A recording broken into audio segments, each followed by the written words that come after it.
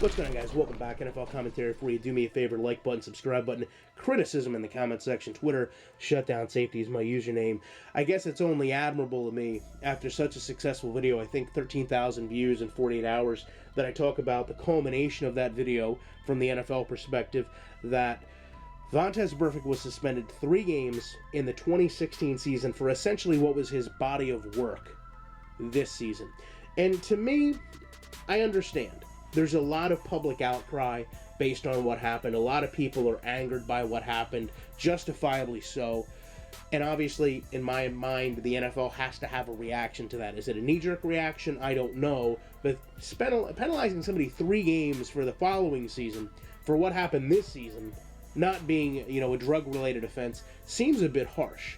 I think, obviously, this is going to be appealed by Vontaze, and I wouldn't be surprised if it's reduced over time, possibly not before the start of next season, just before the start of next season, when things have maybe cooled down a little bit, from perhaps 3 games down to 2, maybe even 1. The reason I say that is, obviously, go back to Odell Beckham Jr., Josh Norman. A lot of people take base on an issue, have a lot of anger, have a lot of rage, want to see a reaction. I believe even this got Donald Trump's attention. And obviously the NFL has to react, and they react harsh.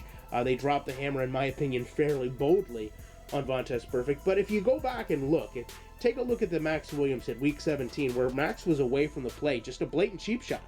And it was only a $50,000 fine. And in my opinion, if you don't take a harsher stance then you almost say it's okay to continue to do it. And if you're not going to punish someone as harshly then don't expect them to get any better. Monetary fines in the NFL, in my opinion, have never worked. And I think it's a time to maybe bring up the Pittsburgh Steelers coaching staff. Because if you want to talk about a track history, this is a great example based on what happened in this game. Show me another NFL game where 2 coaches of the same team were involved in plays that drew penalties, whether it was for or against their team, does not matter.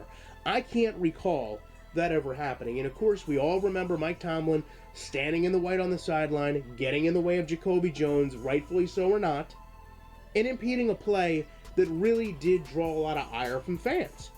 And I'm not going to say that I didn't notice Mike Tomlin in the white part of the sideline a lot of that Bengals game. I respect the fact that he's a coach. He wants to be near the field. He wants to see and hear what's going on.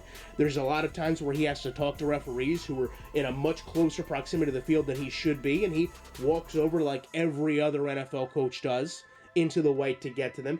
But in such a high-profile game, you feel like he would be more mindful of what him and his coaching staff were doing, especially if it's going to get magnified this way post-game. So the fact that Munchak got involved and had a penalty, the fact that Porter goes out involved and gets a penalty, doesn't quite settle well with me, knowing that we're going back now and looking at the history of Vontaze Burfict to determine what his penalty is, while essentially I don't think the Steelers are going to get penalized in terms of their coaching staff for their part in it. And in that case, for what it's worth, we'll never really know entirely what was said, what was mumbled, what was muttered, what was insinuated by either Munchak or Porter, if anything at all, that could have encouraged what happened.